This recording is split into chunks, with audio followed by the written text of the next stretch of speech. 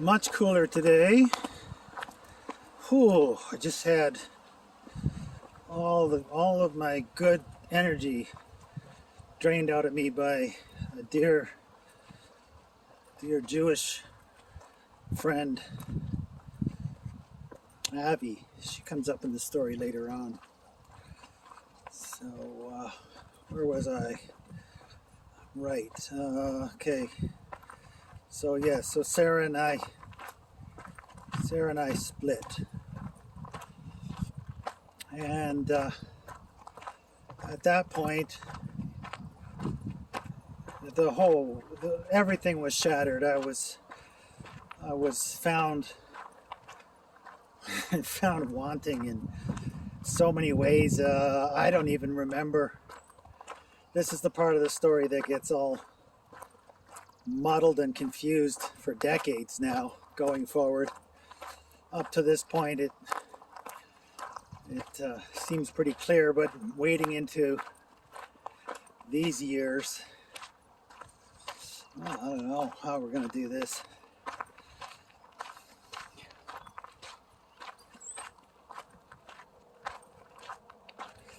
So the lack of knowledge that I possessed, the lack of discipleship that I possessed,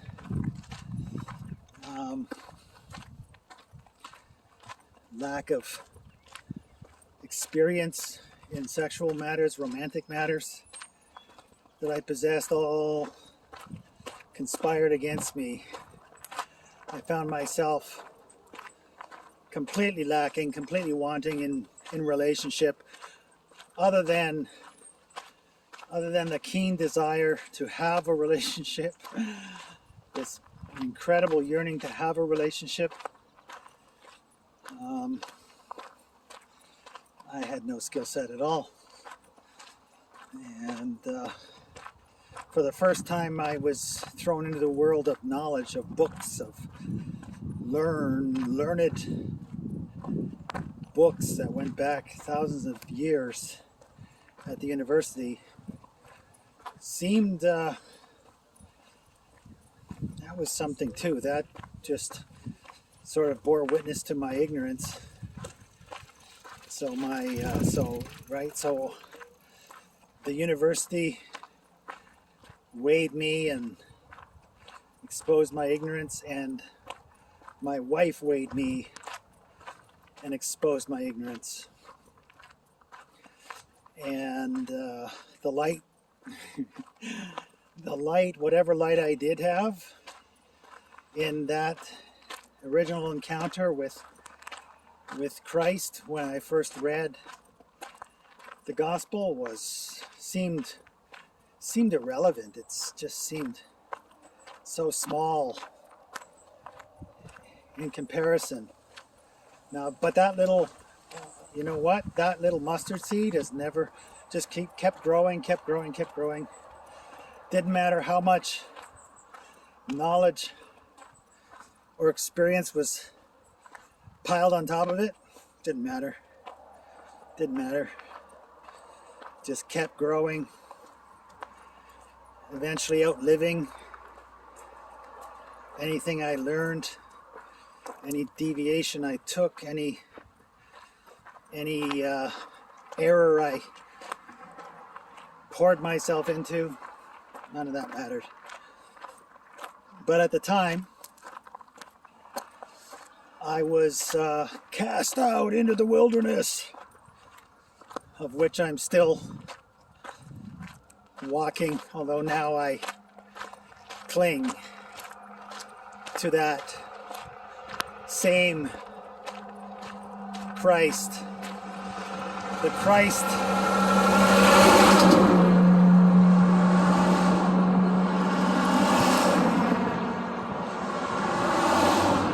Christ who speaks a different sort of truth, the truth of beholding, rather than the truth of knowledge, the truth of learning, the truth of listening, the truth of understanding. No. This is more the truth of how beauty works, You know, when you see a great work of art, you behold it all at once. It bears witness. The greatness of it bears witness. The beauty of it bears witness. When you encounter Christ, it's like that.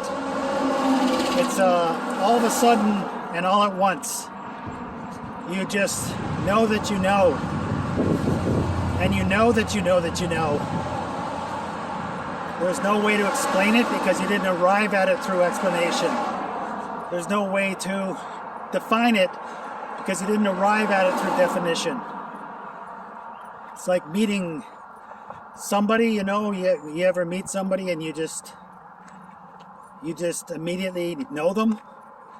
You meet your love, the love of your life, and upon seeing them, you recognize them. That's what it is. To behold him is to recognize. To recognize. It's the truth of recognition as opposed to knowledge or understanding. The truth of recognition. So I was cast into the furnace of romance, and cast into the furnace of scholasticism, and though all of hell prevailed against me, nothing could deracinate the truth that I had beheld. So even though I was ripped apart by 1,000 hyenas, it just didn't matter. It didn't matter. Eventually, I mean, it seemed like it was gone. I couldn't hold on to it. I didn't cling to it. I forgot about it. It was sublimated, subordinated, disappeared beneath the waves of what was washing over me. The different waves of truth, the different forms of truth, the truth of experience, the truth of failure, the truth of history, the truth of man's wisdom, the truth of books, accumulated wisdom, the truth of power, the truth of real world politics washed over me, swamped my ship, sank my ship, submerged me in decades of confusion and despair and self-knowledge, and didn't matter in the long run.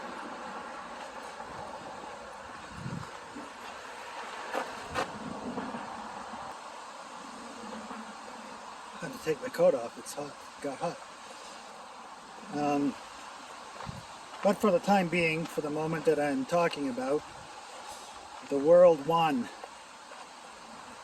And I was lost, capsized. And I had lost my wife to treachery, my best friend to treachery, school. I dropped out of school, couldn't function. I was emotionally bankrupt, mentally bankrupt, spiritually bankrupt, confused, alone, scared. And so what did I do? Well, one thing that remained was my poetry. I wrote.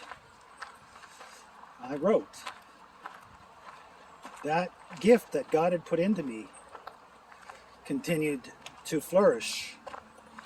It acted as a weather vane, pulling me forward, drawing me forward. And it was the closest thing to the sort of truth that Christ had been to me.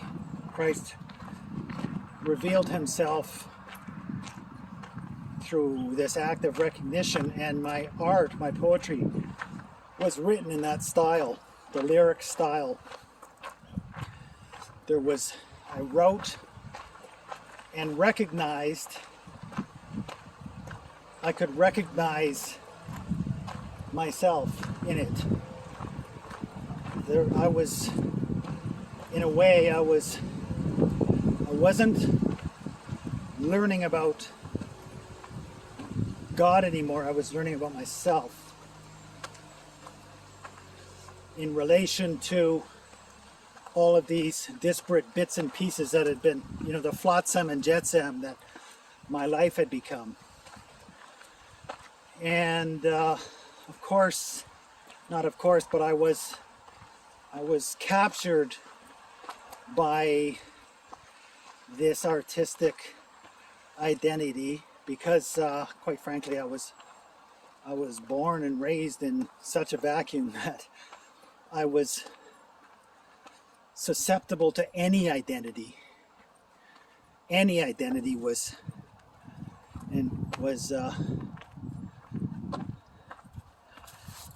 a godsend. So that's what I had, this little thread of artistic identification.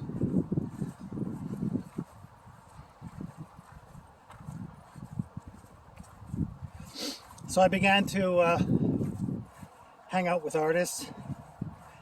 I no longer spent a lot of time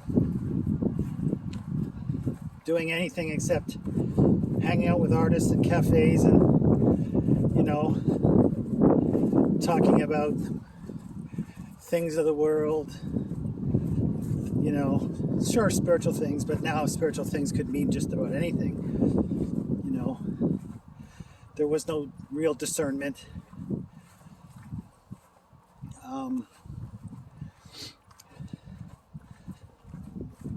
But the pain of the cataclysm of my romantic relationship with Sarah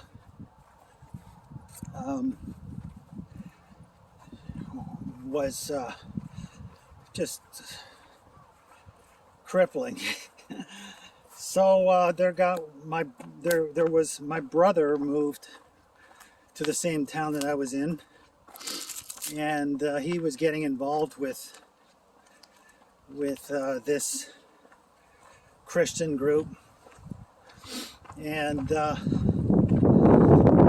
really wasn't that interested. I was like meeting really interesting people, and then this one big black fellow who was in and out of psych wards, very interesting guy.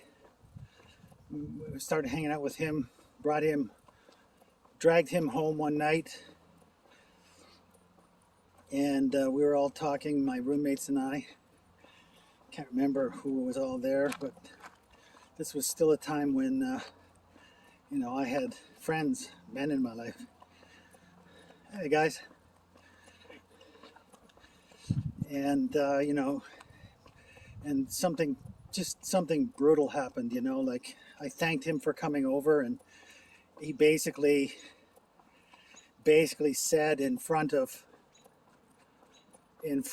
all my friends, he basically said, it's okay, Chris, if you want to be gay. There's nothing wrong with being gay. You should just embrace that. Which was, it was something, it just floored me and publicly shamed me in front of my friends. And I mean, I had never really thought I was gay, but I mean, it's not like my sexuality was pure, and it's not like I hadn't polluted it in so many ways by, the images that I had looked at.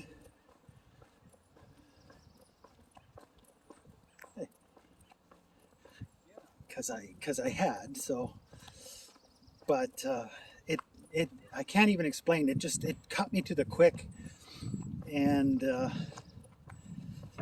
remember packing up all my shit and telling my roommates, "That's it. I'm moving out. Forget about it. Not interested."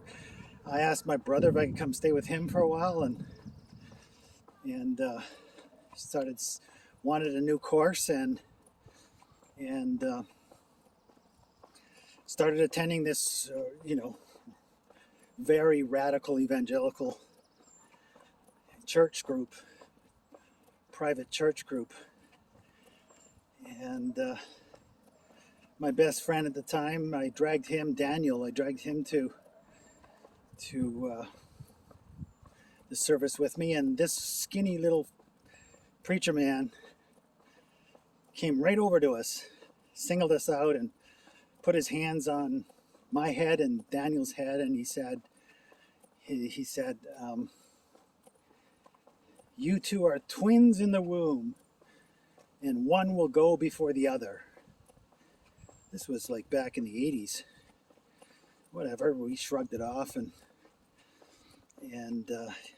he said he was making me promises like, just pray about your marriage with Sarah, and if you pray long and hard enough, she'll come back. So I was like, okay. So I really wanted it at the time, and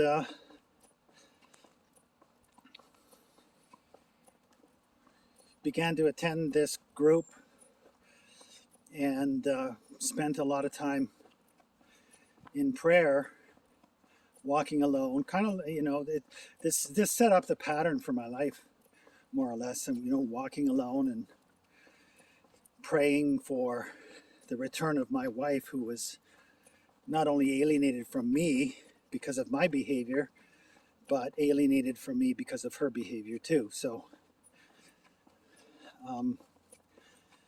that went on for, I don't know, quite a while, a couple of years. And I didn't really see much of, I don't think I saw, maybe I saw Sarah once during that time, and just went on. I was sort of halfway in, halfway out of, hey guys, halfway in, halfway out of, waffling of the church, wanting to be involved in the tradition, but more wanting my wife back. And then Bill started waffling on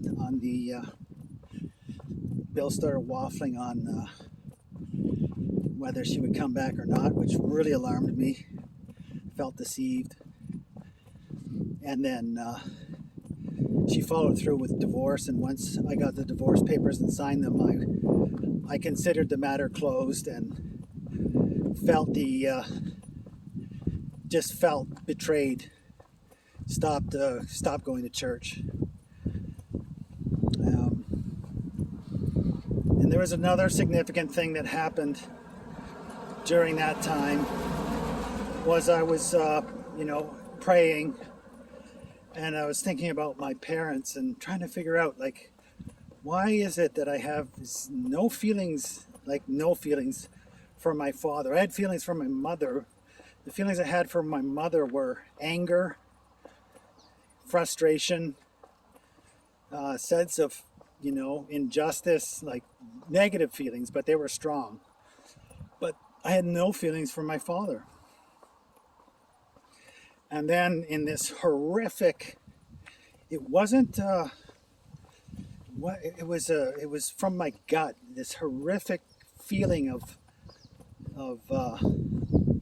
sexual violation, the horror of it, sexual violation. And I just, in the moment, I knew that I had a history of sexual abuse. And that pretty much ended my connection with my family, all of it, my entire family, the extended family, all of it. They betrayed me and didn't want to have anything to do with me, and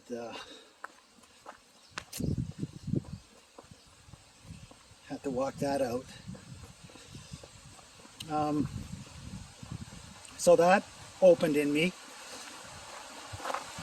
and is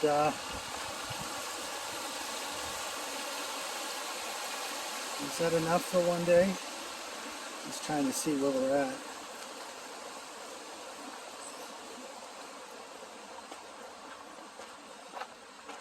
Yeah, that's probably a good place to stop.